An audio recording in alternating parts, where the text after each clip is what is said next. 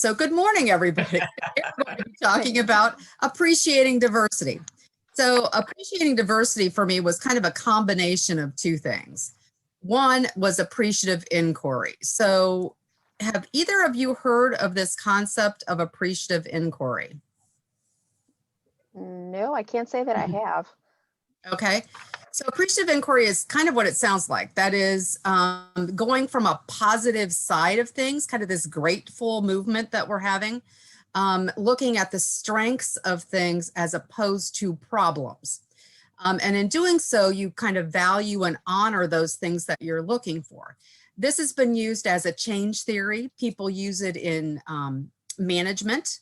And so what I thought we would do is kind of use it as a basis today of looking at diversity and how we might both look at that in a positive manner, recognizing those best things that people bring to the table, while both valuing and honoring that, holding true to ourselves, but making sure we're looking at what the other person brings with them. And then that inquiry is that asking the questions, being open to seeing new things, which nursing obviously has to do a lot of. One of the things I put by inquiry there was being sensitive. Somebody told me when we were talking about issues of people who were in the minority, that asking people to explain their situation got really tiring for them. So when we inquire or ask questions about people who have differences and we want to know about them, we really have to be sensitive about that, because they may have explained this a lot of time, and we need to do a little bit of background work as we're doing that inquiry. The thing that kind of ties in with this then is this concept of implicit bias. Have you guys heard of implicit or unconscious bias before? I've heard the term. Okay, so again, it is exactly what it sounds like. It's this bias that you're not aware of. And so you go, well, how can I take care of something I'm not aware of? By knowing that we all have them. They exist in us. And so as we're looking at these different characteristics that people bring to the table, just recognizing those might influence us as we either see patients, we work with students, we work with our colleagues. So those are kind of the things that we're going to keep in the back of our mind today as we're talking about all of these diverse human characteristics that people bring. So the ones I'm going to kind of touch on today in particular are age, race, gender, and temperament. There are other things too. Our work experiences, where we were born, what our educational background, all of these things influence who we are and are part of our diversity within our person and amongst the people that are going to be in the group.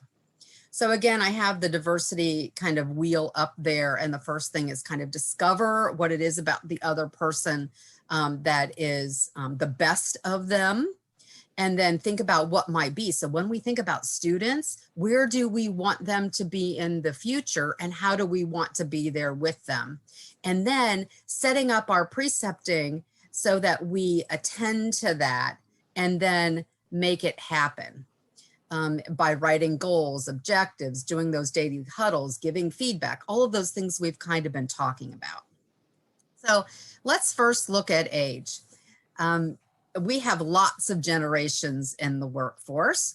Our generations that are coming to us from the schools are in this last one, usually this Generation Z. And you can see that as far as their work goes, they have some different characteristics than all those previous generations. That's what makes us so diverse.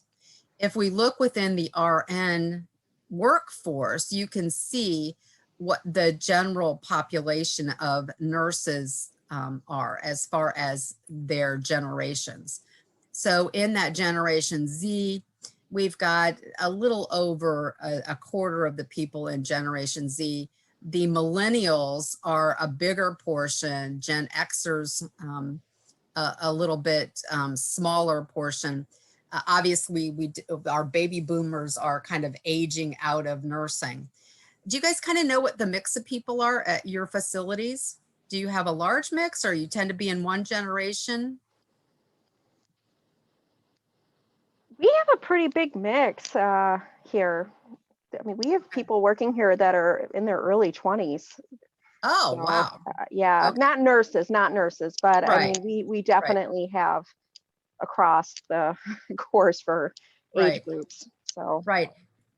And that's what your students would be, is in the early 20 age group. And you can see when we go to appreciating their differences and how they're different from us, they really have more of a work-life balance if we go to the bottom of that category than we tend to do. When they're done with work, they want to be done with work. So when you think about our students who are coming in, I think one of the things that is difficult for them, knowing that kind of characteristic about them, is the fact that they're probably never really done with work, because they come to clinical, they've got their coursework to do. They might have a job outside of school. And so they're juggling all of these work situations, and they don't really have a lot of downtime, at least at this point in time in their life. They do like to have purpose and meaning. So I think that bodes well for the precepting situation, where we want them to write goals and take a look at where they are headed. And they really like people who are supportive. So your role becomes really important to them. The thing I think that I can also appreciate about them is that they like to be self-directed and independent. So when you identify a learning need for them, I'm thinking, okay, if we can just set them on the path, here are some resources. And when you think of resources for this generation, what kind of resources do you think of that we want to give them? Should I hand them a book? no, not necessarily. No, no. Well, I really like to have my hands on a book. This generation really does well with technology. And so saying to them, hey, go ahead and Google that. WebMD is really a source that we've used, or we have access to UpToDate here. Why don't you access and explore UpToDate about that? So giving them some electronic resources is really useful to them. Great. Any other thoughts about what people bring to the table, or that we can appreciate about different generations, either in the precepting situation or in work situation? Becky, I think it's interesting with the students that are coming back as a second degree, or coming back when we've got those students that are millennials, and the difference between the millennials and the Gen Z on their perspective of learning and their perspective of work-life balance. I think we have to take that into consideration, because sometimes we think all students are one way and we have so many returning students. Absolutely, absolutely. And I did come across that, and I apologize for not mentioning it, but we do have to kind of look at, when we look at all of those characteristics I looked at, when we think about the people who are coming back as second careers, what was their first career? What experience do they bring with them? So not only what generation do they fit in, and thinking about work-life balance and how they like to be supportive. These people in millennial kind of generation like to really work in teams, so that teamwork and collaboration might be a little bit stronger for them. So sending them off to look something up might not be the best thing for them. They want to have a little bit of a discussion and talk about it, and what they think about it. They want to be heard. So that's a really good point, Barb, as far as especially our mix and our mix of students that are coming in. Okay, great. So that's a little bit about generational differences. And then we have the difference that is usually at the forefront, which is racial or ethnic diversity. I have to tell you, I kept looking at these things, and like race. And I think, okay, well, race is just the physical part of the person. So their genetics. Whereas ethnicity is the culture behind that race. And so one of the things that this reminds me of is there's a program I work with that we have a thing that's called Making Stuff Up. And so we do this a lot when it comes to people we meet that have a certain look to them. And so race is one of those things that gives you a look. And so people start making stuff up, making a story up for you when they see you. And so remember, I talked about implicit bias. Our minds start to work on what we see, and we start making a story for this person without really considering, well, what is their ethnic background? So that's one of the things to kind of think about and appreciate about this, is that say, you know what, everybody is not the same, even within the same racial group, because they have different backgrounds and different experiences. So here, again, I've written down kind of the race mix for RNs, predominantly white. We have very few Native Americans. We've got about a 10% of Black or African American group. And the benefits that they bring, I listed them here, but kind of think about your own group and people that you've worked with. And you know, we even think within the culture of whites, the race of white or Caucasian, all the ethnic diversity that we bring, because all Europeans are not the same. So I think we just have a lot of wealth or a lot of things to appreciate about our ethnic diversity. So first of all, when we think about the creativity that it can bring to a team, I think the different perspectives, when you think about a company, so Neighborhood Family Practice is a company. One of the things I think about when I talk to people about Neighborhood Family Practice, I always bring up that you are a port of entry for healthcare for people who immigrate. And so people are just so fascinated by that and appreciative of that. And I think that brings value to the group of people that are working there above and beyond where other nurses work. Then they also, the people who have this ethnic background also can offer their different perspectives when you're speaking to one another. And, you know, you don't have to be the same ethnic background, but if you are a minority and you have lived that minority lifestyle, you have a special sensitivity to other people who are in the minority. And then the second point that I've written there, I think was really fascinating to me as I was reading up on this. It improves employee engagement to have more diverse persons in the workforce. And I thought, well, what does that mean? What they were talking about, or what they were looking at, was the fact that when you have a homogenous group of people, everybody's the same thing. It's groupthink. Nobody wants to go against the norm because you are all the same. But when you are all different, or you come from different backgrounds, and again, we can make this age, we can make this race, we can make this temperament. It doesn't matter what your differences are. When you are not homogenized, there is no norm, and so people tend to feel free to speak up and offer their opinion, which is really good for that millennial generation who likes to have their opinions heard. So I think we have a little crossover here in our appreciating of different characteristics for people. Do you guys have any thoughts on kind of what diversity or appreciation of diversity in ethnicity has brought to you, and maybe working with students or with colleagues?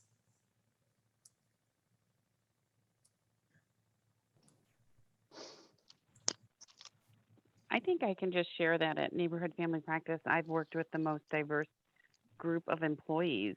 Like we Mm-hmm. have employees from many different backgrounds Mm-hmm. compared to when I worked in a hospital setting. Mm-hmm. Yeah. And I think that is one of the things that the students, when we talk about Neighborhood Family Practice and the students that have been there, one of the things that they really appreciate about that site is the diversity of ethnicity that clinical site brings. So thank you for sharing that.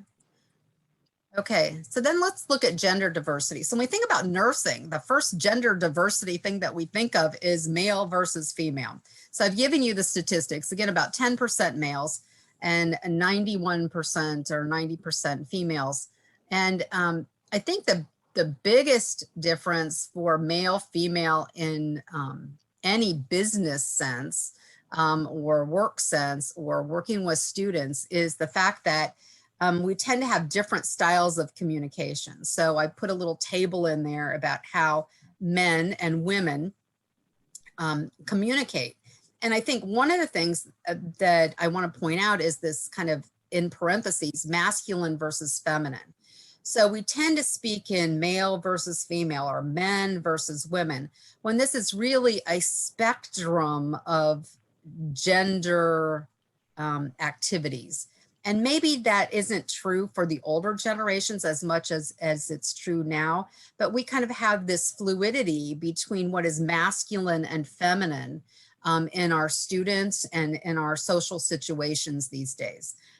Those traditional female or feminine things that we do even in the household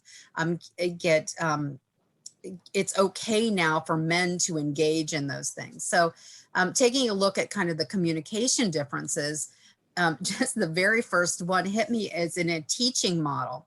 So we tend to tell stories about the things that we've seen in nursing to illustrate the point. And so as a female, I might say, hey, this is what I saw the last time I worked with somebody with hypertension. It might help us in this situation. I'll tell the story about people that I've worked with who have hypertension.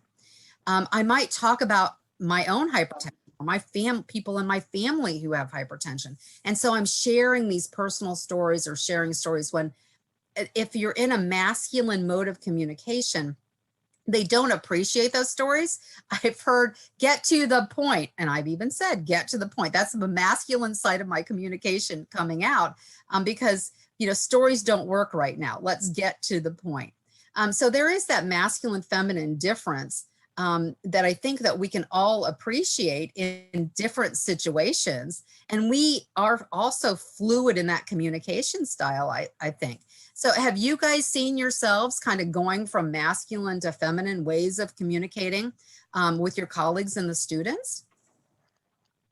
I know I definitely do that on occasion. Yeah. Yeah. Agree. Yeah, and I think that is the thing that is appreciated or valuing here is that being able to move back and forth and understand that, yes, I identify as female, but I can take on masculine roles. And we've seen this in society, how that gets interpreted, but I think it's very useful in the medical community to be able to be fluid between those kinds of roles. And then when we talk about gender fluidity, we do have populations, and there I've got a chart there by age group that identify in genders different than male versus female. And we have a population in our society now who is very gender fluid or non-binary, do not commit to a gender. So they live their life as human beings with the characteristics that they bring, but they don't have necessarily an identification with either gay, lesbian, bi. They're just fluid. And so I like this concept of fluidity. The other chart that I have there in the lower right-hand corner came from the article that's in the resources. I didn't put the resource there, but it came from the article that is the end in the reference list. And I boxed a couple of things that I think are not only useful for thinking about gender diversity, but I think are useful for thinking about all of the diverse characteristics we're talking about this morning.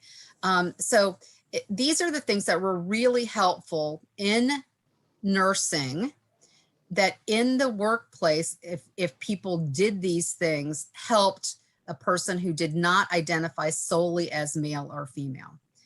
So when you had a workplace that was committed to diversity, these people were more comfortable in the workplace, people who were identified as a different gender.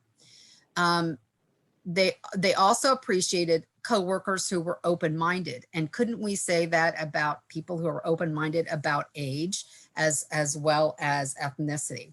But it especially came out in this study when they looked at gender.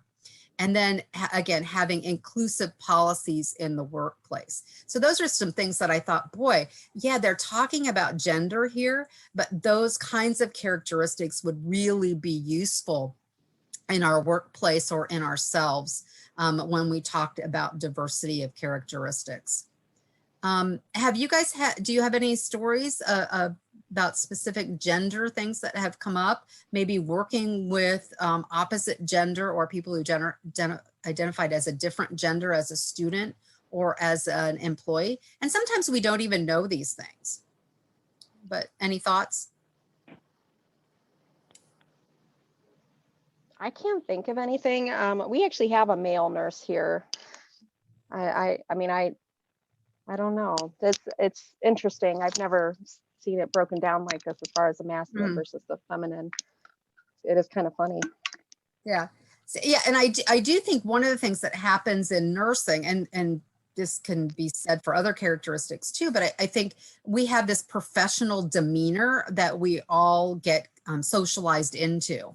And so some of those things in the profession are by nature masculine versus feminine. You know, a caring role people see more as feminine, but there are things that orders, directives, and education, things like that take on a more masculine role. And you will see people who are more masculine in some of those nursing roles, such as operating room or anesthesia, ICUs, those kinds of things. I think people with a more masculine role tend towards those more directive parts of nursing. Does that make sense to everybody? Yeah. I was just thinking that I was trying to compare when I worked in a hospital setting versus an ambulatory setting, the differences of people. So that's what I was thinking about. Yeah. Good job. Yeah.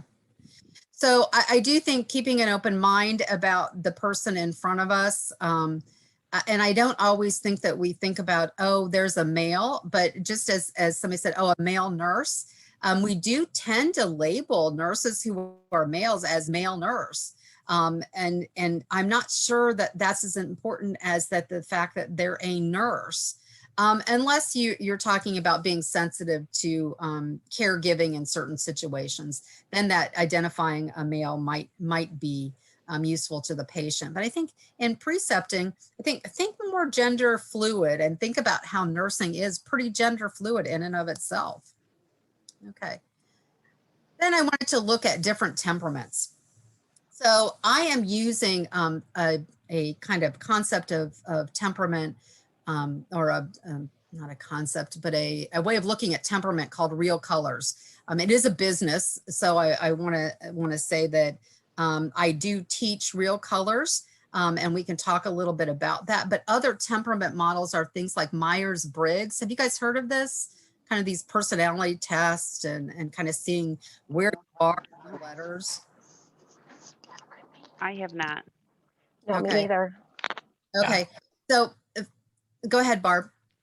Oh, I was just going to say, yes, I've actually done a lot of temperaments, and it's kind of funny how no matter which model you're using, they basically all divide into 4 and then either subdivide the 4 into 3 or 4. Right. So, but they're all very, very similar. I've never seen colors, but now I have to go look that one up. Yeah. So the interesting thing about colors is, as Barb said, is that they kind of simplified things to help people remember. And one of the things about colors is you tend to work out of 2 temperament types. And so you can see here the different temperaments. You can see what the general population falls out into. And I will tell you, in my experience in working with healthcare, orange is not well represented. So that orange piece goes way down, and green and blue expand into that space when you're talking about the medical profession. I can't say RN specifically because I've worked with interprofessional groups, but orange is just a sliver. You know, 1 of 25 might be orange.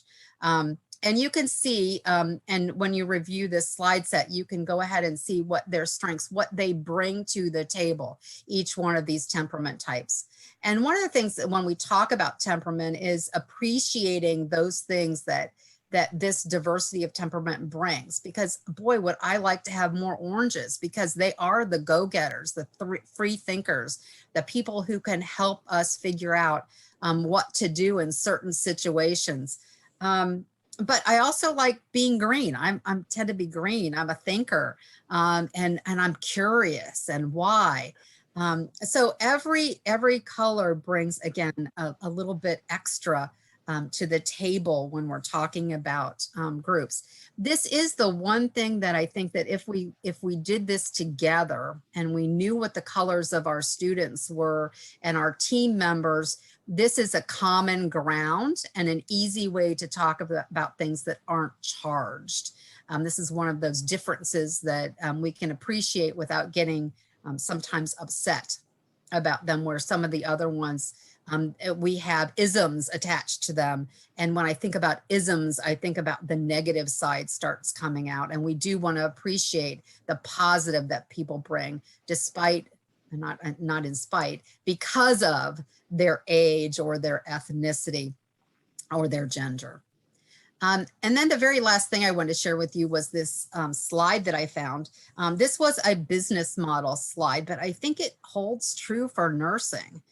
In that when you're making decisions as teams, and we're talking more and more about teamwork and collaboration in nursing and interprofessional teams, I found this graph about better decisions. And you can see that if you have an all-male team, it doesn't even say an all-male white team. It just says all males, just looking at gender. The percent of time they make the best decision or a better decision is a little over 50%. And you reach almost 90% when you look at age, gender diversity, ethnicity, I think is what they mean by geographic on this slide set. But I just thought that was a really interesting way of looking at things, and maybe helping us appreciate the benefit of having so many different types of people as students, and appreciating these differences in ourselves, because sometimes we and other people with differences get bullied, and it helps us maybe take a turnaround, 180 turnaround, and say, hey, let's start appreciating these things instead of bullying people, or thinking less of them because they have this thing that's different than me. And that is the last slide that I have. I did skip the beginning slide about CEs. The CE is good for about another 2 years. Barb's going to send you the slide set and evaluation, as she always does, so that you can collect your CEs. And we do have maybe a minute if you guys have any questions or any thoughts. Hi, I do have a comment. Mm-hmm. I kind of have been in experiences where when I wasn't attuned to the diversity and I kind of violated it, it was very hard to regain trust back. Yes. Yes. Yeah. I mean, maybe it was impossible. I really tried hard to regain trust by authenticity and, you know, kind of apologizing, but it just never turned around. So, wow, this is so important to really approach every situation in this way. And secondly, I just wanted to say that I think with students also, that's another opportunity to be, to use appreciative inquiry and use an approach where you appreciate the student. Because I think the old model for students was that they were low on the hierarchy. They didn't know anything. And that, you know, we kind of just told them what to do. And it's hard now as a faculty member, because I think back how different it was when I was in school and how now it's more or less, I have to kind of approach my students on an equal basis and appreciate the expertise that they bring, because they are the ones who help me with all the technology. Right. I mean, it really, the adage of sage on the stage to more of the facilitator and like you said, approaching them as equal. I think part of that goes back to the generational changes. When you look at the chart that Becky, you know, put up there, I really like that chart. You got a lot of great graphics in this. Yeah. But I think sometimes that shift in how we have to approach the learner and the ability to appreciate what they bring to the conversation, because none of them are blank slates and they all have previous experiences. And just looking at whether it's age or gender or race or ethnicity, there's just so much that they bring to it. I mean, I teach some international Yeah. students, and the ethnicity part and what they bring and the perspective that when they're talking about patient care is just phenomenal, because, you know, I'm from the Midwest. I don't have that knowledge and background, right? I'm a very Midwestern person. And I start teaching these people that are on the coast and are bringing the ethnicity from the other countries where they've been trained. And it's just phenomenal insight. Yeah, yeah. I also think that students are biased against faculty who don't have technology skills. Like they roll their eyes and they get very frustrated. So there almost seems like we need to have an early education of nursing students, somewhat of a, like, you know, let's lay this all on the table here. Right. And I do think that, you know, appreciating both sides of things and what we all bring to the table is important. Yeah. And back to your point about kind of stepping in it when you were talking to people of diverse groups and losing their trust. I think starting out any conversation with things like, you know what, I don't have all the answers, and I may say things that don't sit well with you. And whatever the conversation is, I think we need to discuss it deeper if something is reactive. You have some reaction to what I have to say to you. Gender is one of the easier things to show an allyship with, because if I just put up, especially in Zoom, if I put up my name, and then if I put up she, her, hers after my name, people immediately know that I am sensitive to your gender fluidity identification. It may not be so easy when you talk about age, unless I am able to shift back and forth when I'm giving examples and when I'm talking about nursing, because the knowledge base that students don't have is the nursing knowledge base. They bring all this experience and with them, but it's nursing that we are grouped around. And so when I give my examples, and I make sure that I include examples that are from different age groups or in technology, I think that's another way to show that I am paying attention and honoring the different diversity that you bring to the table. Not people out on their diversity is another thing that we have to be careful of. That's going back to me asking people to explain themselves if different than me. You know, these people of different characteristics and with different diversity have been bullied and asked to defend themselves, to be resilient in ways that I can never understand. So if I'm one more person who's saying, hey, tell me about who you are, that can get really tiring. Kind of co-creating where we are now, using our diverse characteristics wherever they come from, and then moving forward in our nursing profession or in our relationship from there. I don't know if it makes sense or not. Yeah, really good point. Really good point. That was a good point. I never would have thought of that.